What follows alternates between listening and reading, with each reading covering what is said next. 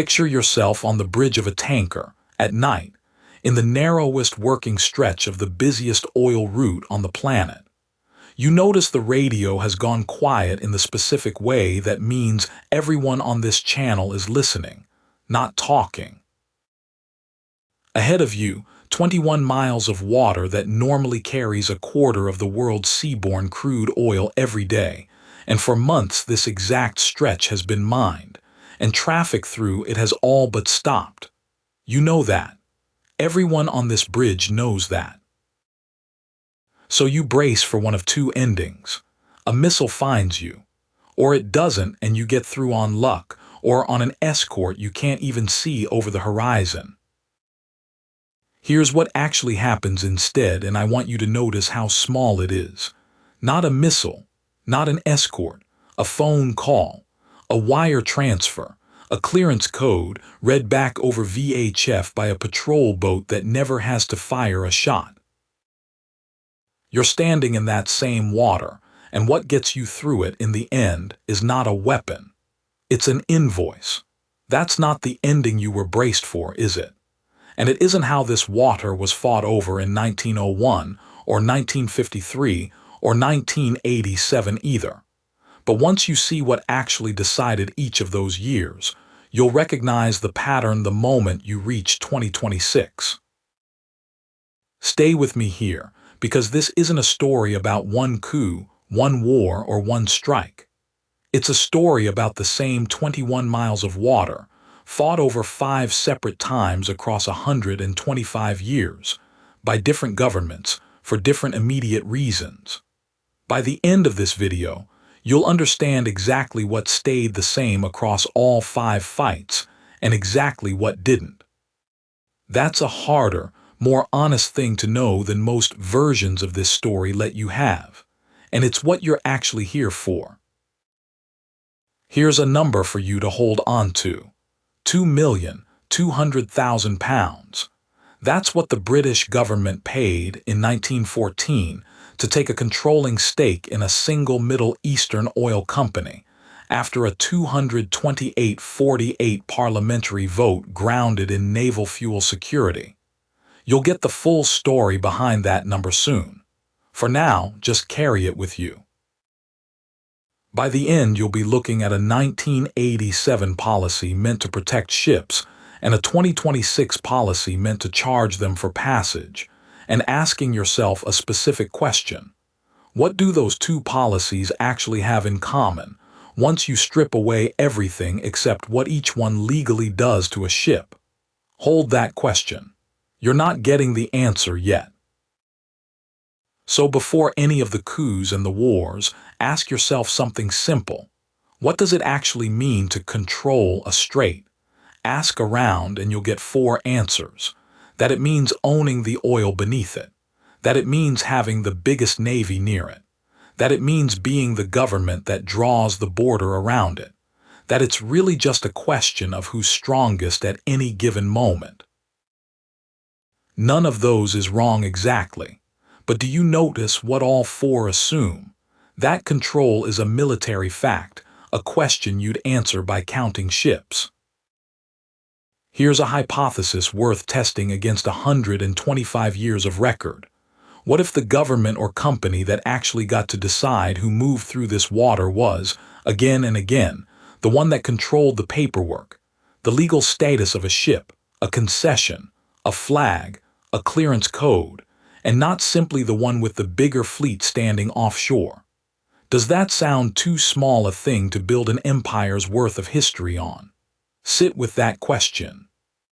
It's going to get stranger the longer you watch.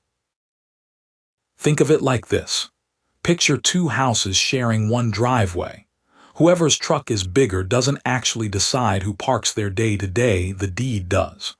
Whoever holds the paper that says this strip belongs to me controls the driveway, and can let you use it, charge you for it, or block you from it without ever needing to win a fight over it.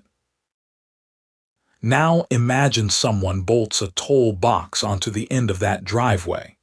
Suddenly, the neighbor you shared it with has become something closer to a landlord, not because they got physically stronger, but because they changed what the driveway legally requires of you. Hold on to that image: a driveway, a deed, and a toll box. Keep it in mind as you watch the record that follows, the same 21-mile channel between Iran and Oman you just heard about.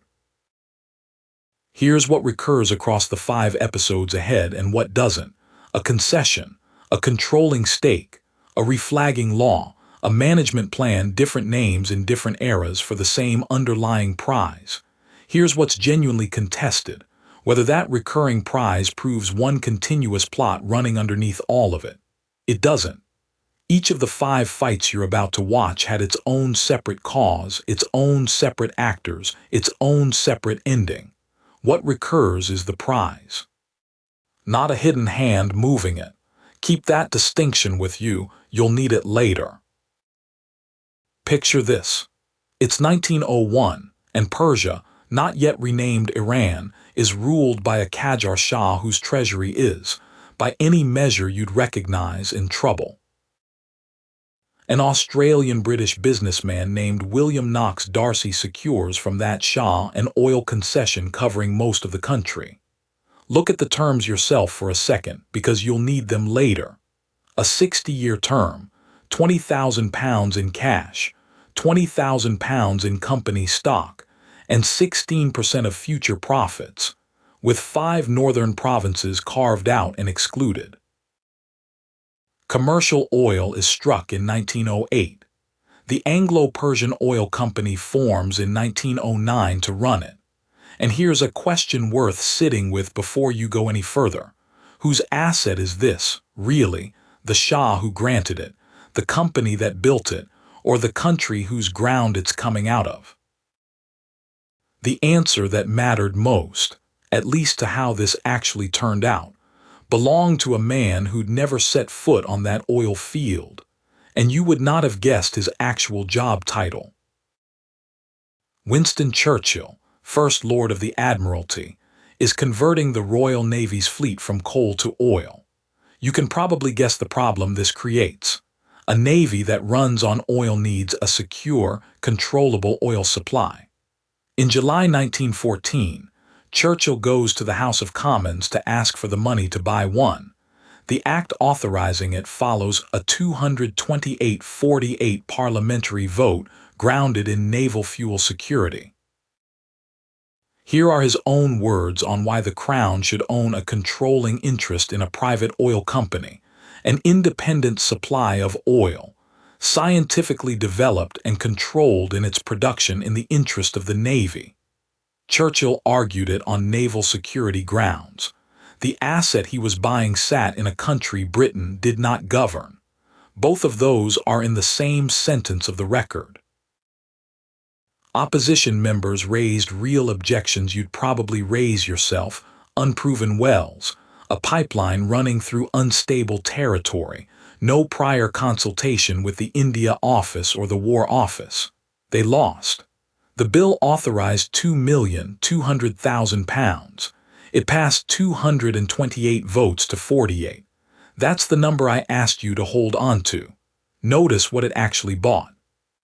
Not the phrase you'll sometimes hear, 51%, which is a later historian's shorthand, not language the debate itself used.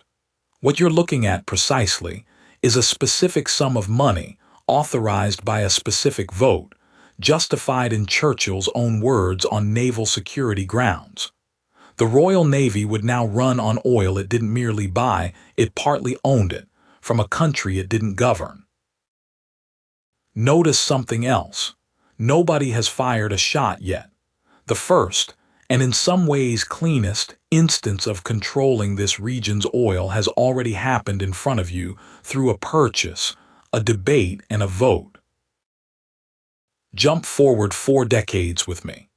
By 1951, Anglo-Persian, renamed Anglo-Iranian Oil Company, has built the largest oil refinery on Earth at Abadan, and just posted the biggest annual profit any British company had ever recorded.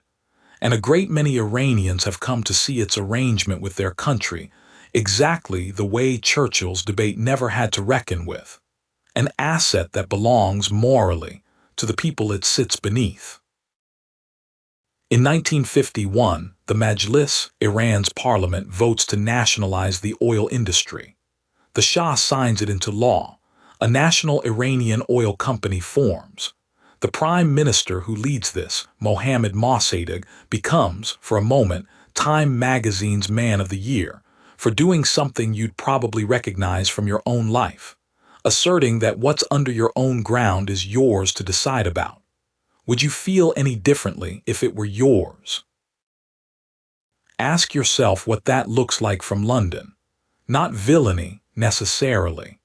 A government that just nationalized the largest single overseas asset a British company owned, without the compensation Britain believed it was owed. In August 1953, the CIA and Britain's intelligence service jointly remove Mossadegh from power and restore the Shah's full authority, codenamed TPAJAX by the Americans, Operation Boot by the British. This is not an accusation. It is in the agency's own words. The CIA's own internal history, declassified in 2013, states it plainly. The coup was carried out under CIA direction as an act of U.S. foreign policy.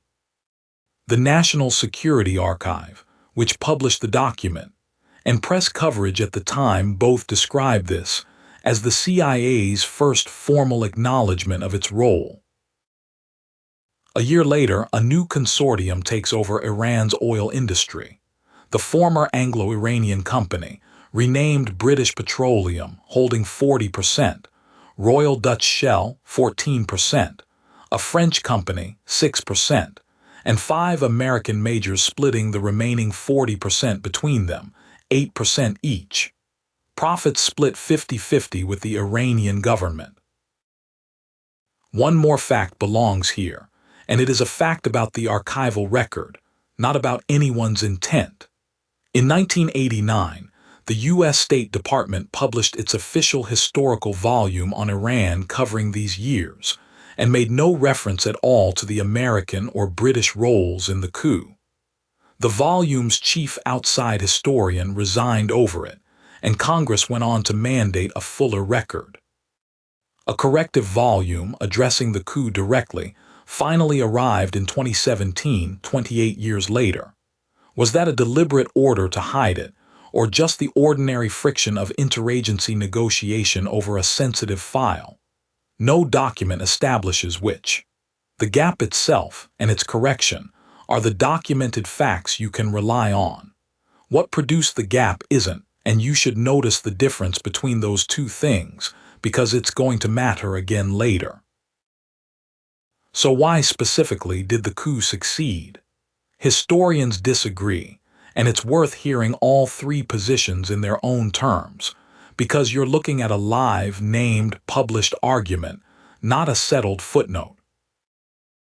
The mainstream account, historians including Ervind Abrahamian, Stephen Kinzer, and Mark Gasiorowski, alongside the CIA's own declassified language, holds that the coup was directed by Washington and London and was causally decisive. Without TPAJAX, on this account, Mossadegh doesn't fall when or how he did. If you stop the story here, you'd have the version most people already carry around. Gregory Brew, writing in the Texas National Security Review in 2019, offers what he calls the collapse narrative. Here are his own words. Preventing collapse by stabilizing Iran's political system and resuming the flow of oil was the primary motivation for Operation TPAJAX. Brew traces that fear of collapse to U.S. embassy officials on the ground in Tehran, who doubted Iran's oil-less economy could hold, a largely hypothetical fear, you should notice, not a confirmed threat. He places the actual American decision to remove Mossadegh in March or April 1953, ahead of the August execution. Notice what this does and doesn't argue, because it's easy to conflate the two if you're not careful. It isn't a claim that the CIA's role was smaller. It's a claim about why Washington acted the way it did, uncertainty, an institutional groupthink around a feared future, rather than a documented present danger. Ray Takey, in his book The Last Shah, argues something different in kind, not just in degree. Here's his stated conclusion in his own words. The balance of evidence suggests the 1953 change of government was more an Iranian plot than an American one. His case: Mossadegh had alienated the clergy, the military, and the monarchy through his own governance, and an anti-Mossadegh coalition formed on Iranian initiative.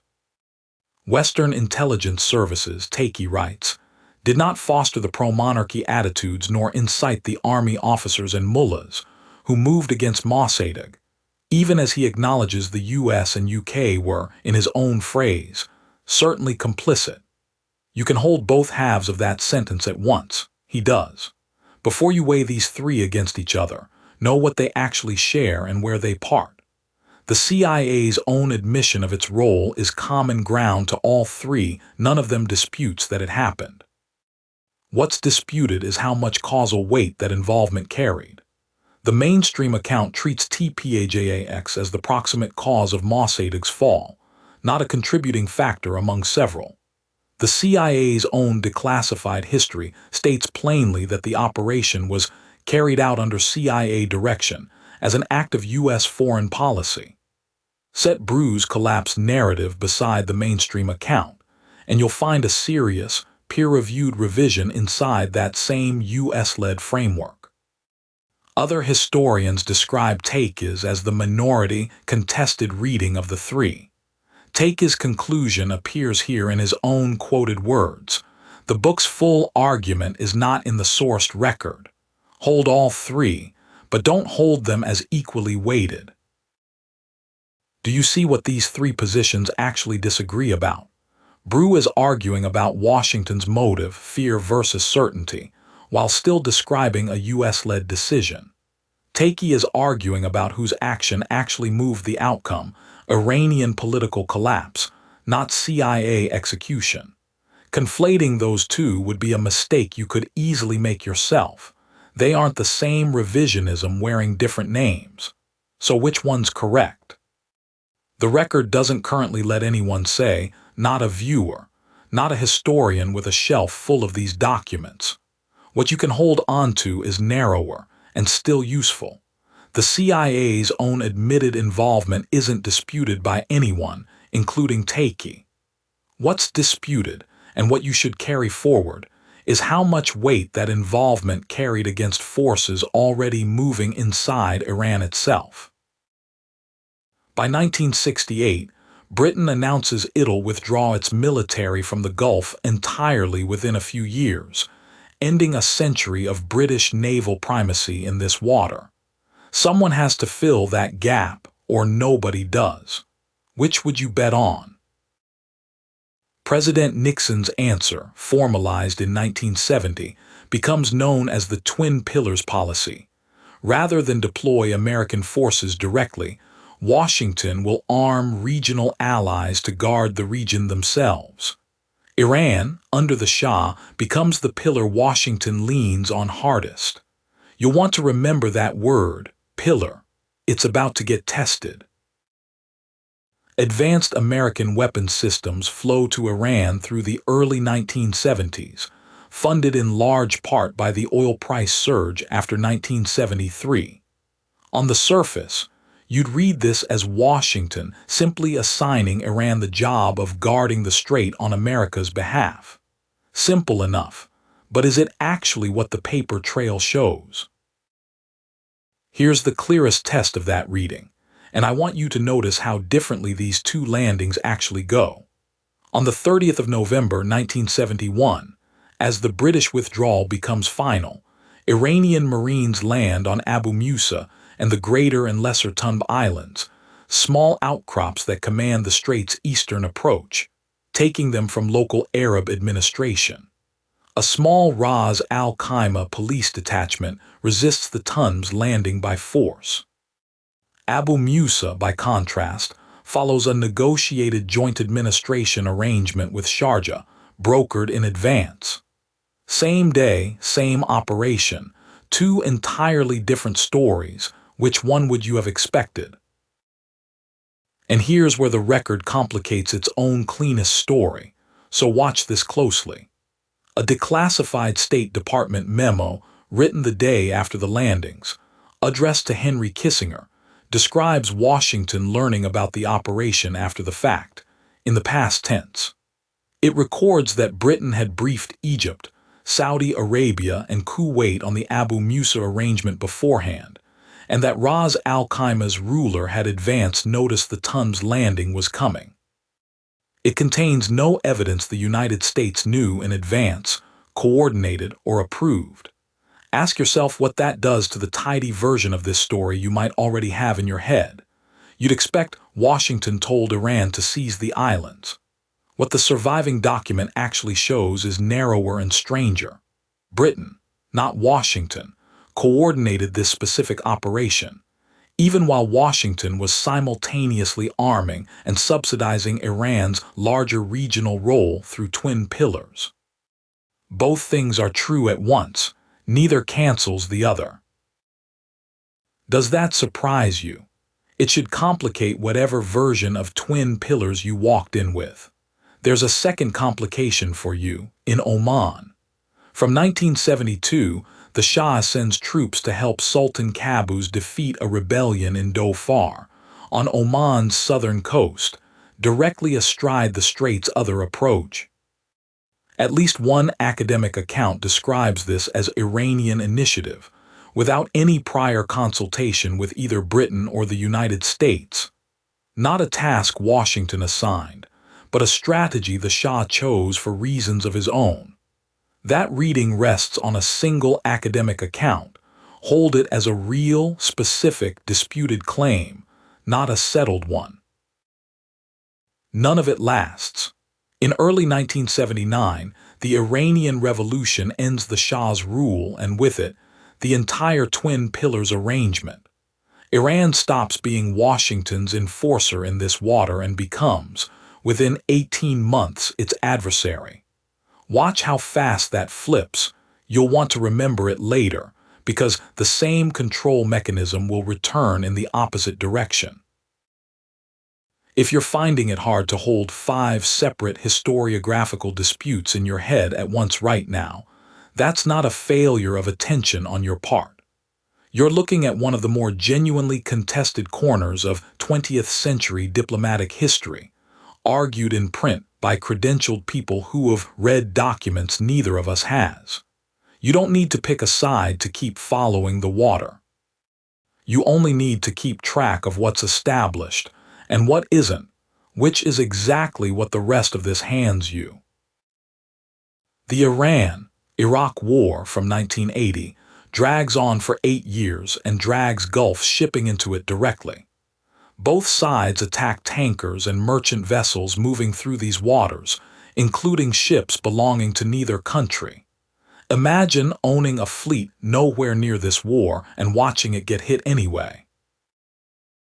By 1987, Kuwait's own tankers are being targeted, and Kuwait asks Washington for protection. What's actually standing in the way? Not tactics. There's a specific legal problem, and you'll want to notice how small it is. American law bars the U.S. Navy from escorting foreign-flagged vessels.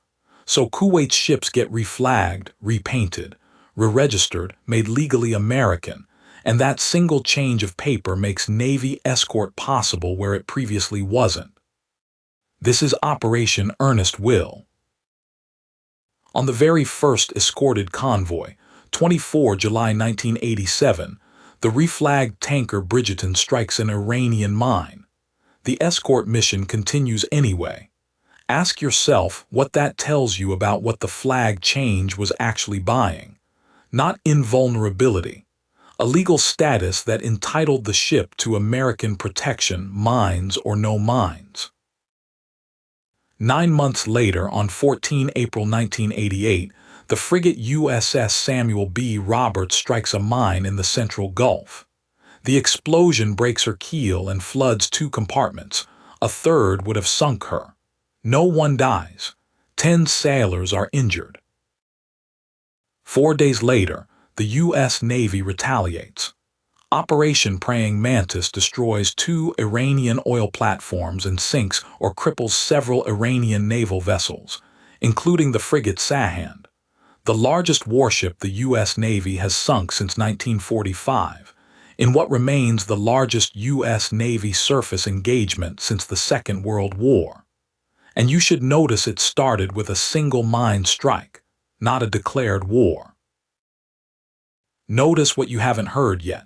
A single word about who was winning. One detail belongs here that you won't find in most retellings. Congress required the administration to report its military plans under a specific statute, and some members pushed for allied governments to help cover the cost. Notice what that tells you. The machinery that moved American warships into this strait was never purely a military decision. It ran through a law, a flag change, and a reporting requirement. The same machinery you watched authorize the 1914 purchase, working on a different fight. Which brings you to now, or close enough to now that some of what you're about to hear was still moving as this was written. On the morning of 28 February 2026, Israel and the United States launch a joint military operation against Iran, reported under the American codename Operation Epic Fury. Israeli strikes hit a compound in Tehran and kill Iran's supreme leader, Ali Khamenei, along with his daughter Bashra Khamenei, a granddaughter, a son-in-law, and a daughter-in-law. If you were following any news feed that morning, this is the story that would have stopped you mid-scroll. Israeli officials say roughly 500 sites are struck across the country, including missile and air defense installations, a figure that exists only as an Israeli government statement, with no independent confirmation on the record. Iran denies Khamenei's death for a day. State media confirms it on 1 March and declares 40 days of mourning. How fast does a war like this actually reach the water? Within hours, Iran's Revolutionary Guard Navy closes the strait to normal traffic by radio warning. Iran goes on to lay naval mines in these waters. By the summer, multiple outlets, CNN, Bloomberg and Maritime Executive among them, report multiple mine types physically detected in the water. That the mining happened is no longer seriously in dispute. Whether it happened as one coordinated military decision is a separate question, and you'll find the record answers it less cleanly. Reporting, sourced to U.S. officials, describes the mine laying as the work of decentralized Revolutionary Guard small boat units, without a clear chain of command, to the point that Iran itself was later unable to locate all of its own mines. A polished administrative structure is about to emerge from this same government within weeks. The military side that produced the mines on this evidence wasn't that structure's mirror image. It looked more like improvisation than mastery, and you should carry both pictures at once, not pick the tidier one. On 8 March, Iran's Assembly of Experts elects Mojtaba Khamenei, Ali Khamenei's son, as the new supreme leader. In a vote only 59 of the Assembly's 84 members take part in. You should know that reporting on this vote traces substantially to a single Iranian opposition-linked outlet and hasn't been independently corroborated by a source without a stake in the outcome. Treat that participation figure as reported, not settled. From mid-March, Iran's Revolutionary Guard Navy begins rerouting ships through a narrow corridor hugging its own coastline between the islands of Keshem and Larak. Picture yourself steering a 200,000-ton tanker through a channel that close to the coast of the government that had just mined this water. Passage now requires full documentation, vessel registration, ownership, cargo, crew, guard vetting, a clearance code, radio verification, and a mandatory pilot boat escort. By the end of March, Iran's government formally codifies this as the Strait of Hormuz Management Plan. You'll see the press and the shipping industry give it a simpler name, the Tehran Tollbooth. A formal government body, the Persian Gulf Strait Authority, is established that May to run it. What does a government that now controls passage through a strait do with that control? There's a price attached, so picture it concretely. Multiple outlets, a blockchain intelligence firm among them, report a toll of roughly $1.5 to $2 million per vessel, payable in Chinese yuan through a specific bank and payment system outside the normal Western banking network, or in cryptocurrency. The per-crossing figure appears across outlets, including a U.S. Congressional Research Report and a blockchain intelligence firm. What you should not rely on is what that adds up to over a year, and here the honest answer is a span, not a number. Omid Shakri, a senior visiting fellow at George Mason University, benchmarking against Suez Canal pricing, writing under the headline, "Why the $100 billion Hormuz toll revenue is a myth," puts the realistic figure at $1 to $2 billion a year. Yahya Ali Eshag, head of the Iran-Iraq Joint Chamber of Commerce, has floated 70 to 80 billion. Gulf News, using a 7% service fee model, puts it as high as 140 billion. Three named sources, the same underlying per-crossing rate, and a spread of more than 100-fold, because each one is built on a different guess about total yearly traffic and fee structure, and none of them trace back to an audited Iranian government figure.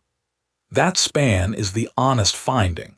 Picking a number in the middle and calling it the answer would not be. Resist that instinct if you feel it. A ceasefire follows, and on 17 June 2026, a 14-point framework, the Islamabad Memorandum, is signed by President Trump remotely from a G7 summit in Versailles and by Iran's President Masoud Pezeshkian in Tehran. Its terms include an end to strikes, a 60-day toll-free reopening of the strait, and an end to the U.S. naval blockade of Iranian ports. You could be forgiven for thinking at that point that this story was over. It doesn't hold.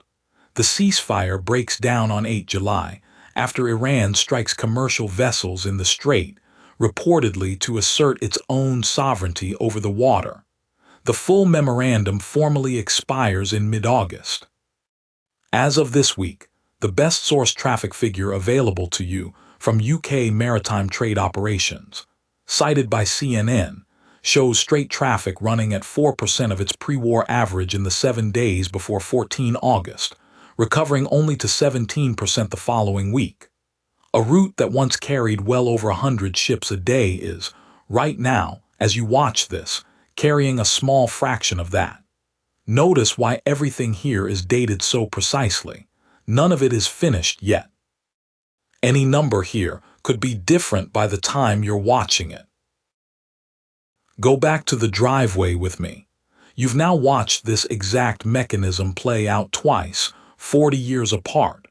Put them directly next to each other and see what they actually share. In 1987, Kuwait, the weaker, threatened party, bought protection from the strait's dominant outside naval power by changing its own ship's legal identity.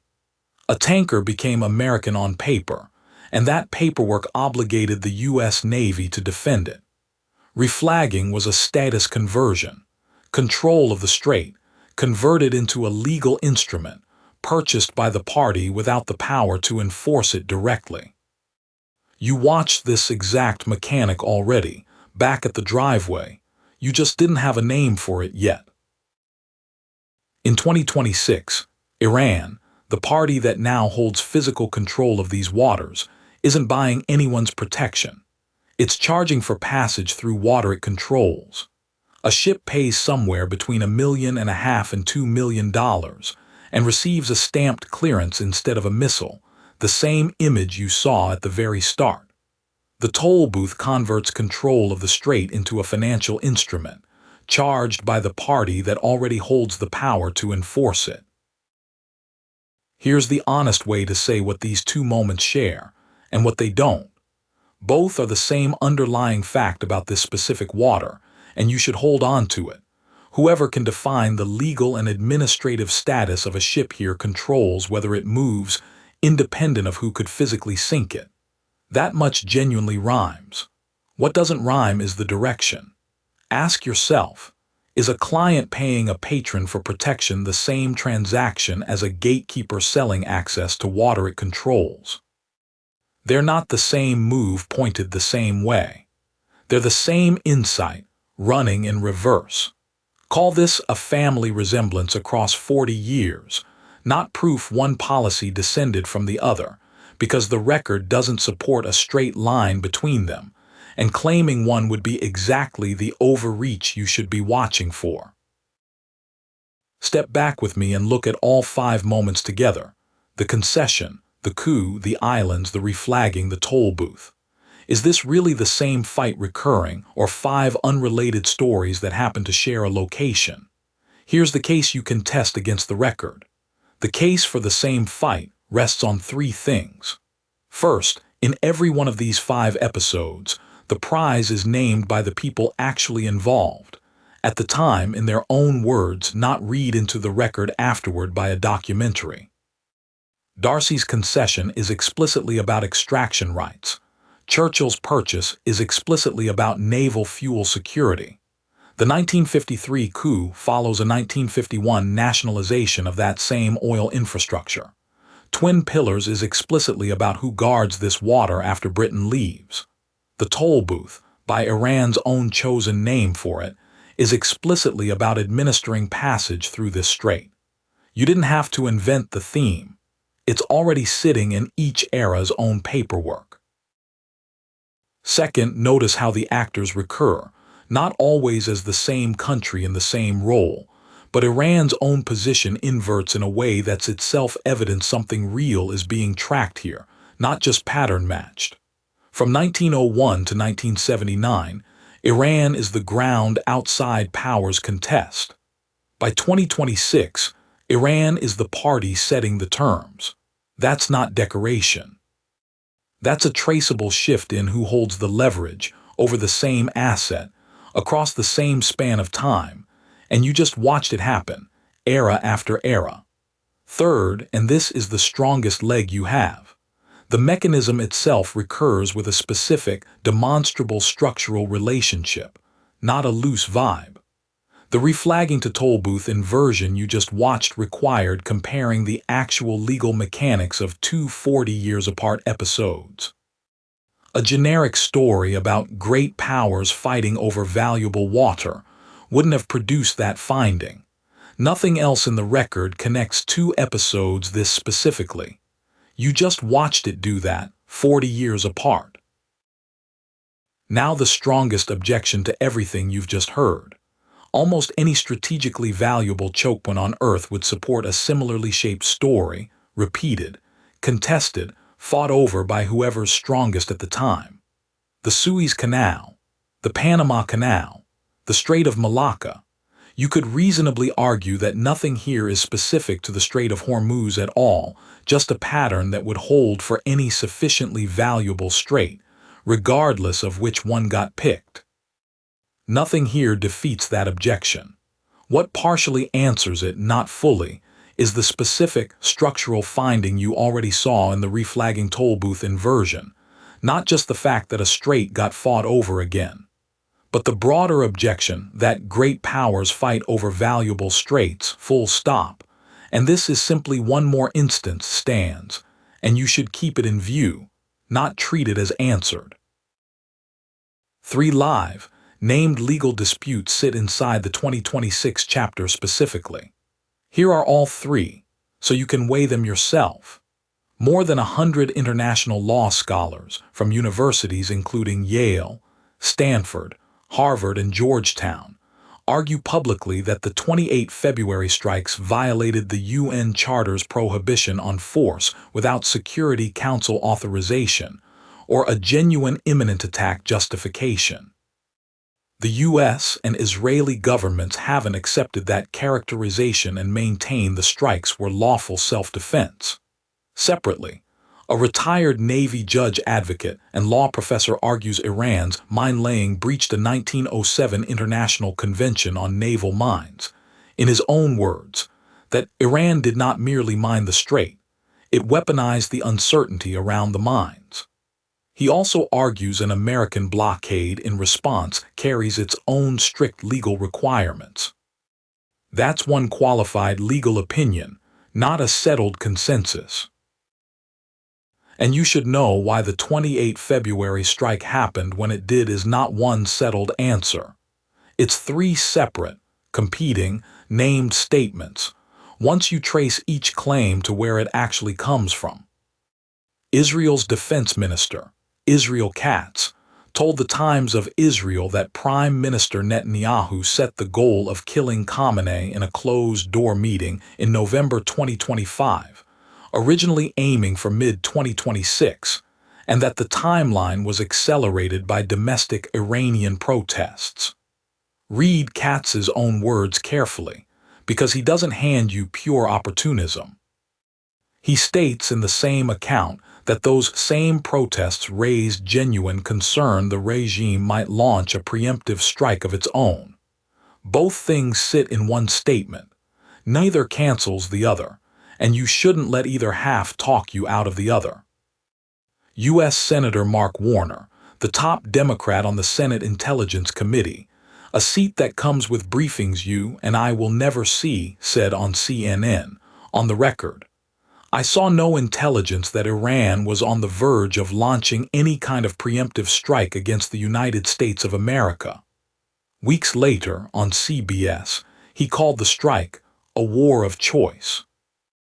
And President Trump, in his own social media post, said the United States would assume total control of Iran's oil and gas industries, including the Karg Island terminal, in the not-too-distant future. His own words, reported by the Associated Press.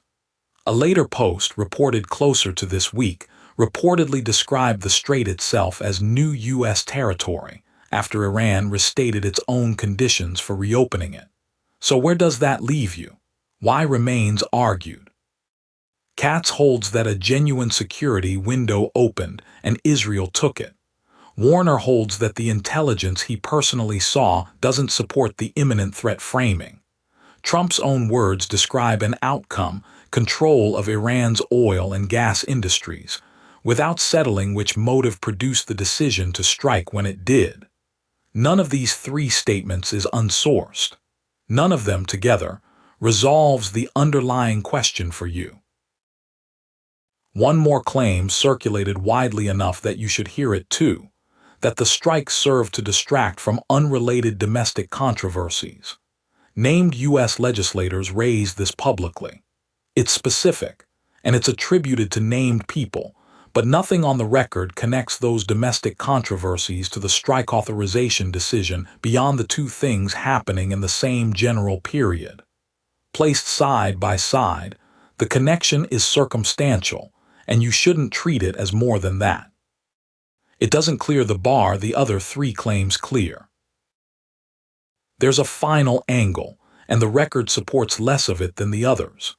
Netanyahu has been on trial in Israel on corruption charges since before this conflict began. The trial was suspended during the fighting and resumed on 12 April 2026, and he sought to delay his own testimony even after it resumed. Those are scheduling facts you can check yourself, documented and not in dispute. Whether that trial materially shaped the decision to strike or to continue the war is a separate question, and you should know the honest answer is that almost nothing usable exists to answer it. One named critic, the columnist Thomas Friedman, on CNN, discussing this conflict specifically rather than an earlier one, said he was torn about wanting to see Iran defeated militarily.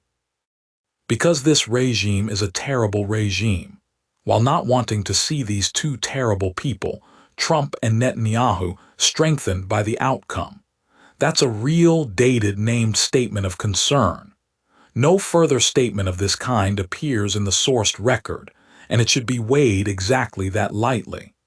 Netanyahu himself has called the case against him a political trial, and denies the accusations. Why remains argued by exactly two named people on the public record and no further than that, which is exactly as far as you should take it. Test the through line against its competitors directly, the way you'd want anyone to, rather than in isolation. You already heard the generic choke point objection in full a minute ago. It stands unresolved and belongs on this list too. Could each of the 5 episodes simply be causally independent, with the through line just a shape imposed afterward by whoever's telling the story? That fits the causal facts better than a continuous mechanism reading would. The recurring prize and the reflagging toll booth resemblance are evidenced observations. Neither establishes one continuous mechanism. Could the 2026 toll booth be less a strategic masterstroke and more chaos retrofitted with a filing system after the fact? The mining evidence you saw earlier supports that reading in part. A polished administrative structure sitting uneasily next to a mine-laying operation that couldn't later locate its own mines. You watched both pictures of the same government in the same months. They don't resolve into one coherent story, and you shouldn't force them into one. Not everything in this record is settled, and you should hear that plainly before the close. Real, specific questions remain open across every era you've just watched, from why the 1953 coup succeeded exactly when it did, to whether Iran's 2026 mining was one coordinated decision or improvised in the field. The assessment card that follows collects all of them in one place, with what would need to exist to close each one. None of that is a failure of the record. A record that told you all of this cleanly, this fast, about a war still being fought as this was written, would be the thing actually worth doubting. So what does this actually change for you the next time you see a headline out of this region? Not who's right in 2026. You don't have to land on an answer to that today. The record doesn't support that kind of certainty this early from this vantage point. What changes is what you'll notice. The next time control of a strategic waterway makes the news, this one or another one entirely, you'll know to ask a specific, checkable question. Is the fight actually about ships and missiles, or is it about who gets to write the paperwork those ships have to carry? 125 years of this specific water suggests that question is very often the one that actually decides it, long before anyone's counting warships. A pattern strong enough to notice, not a rule proven beyond the objection you already heard named.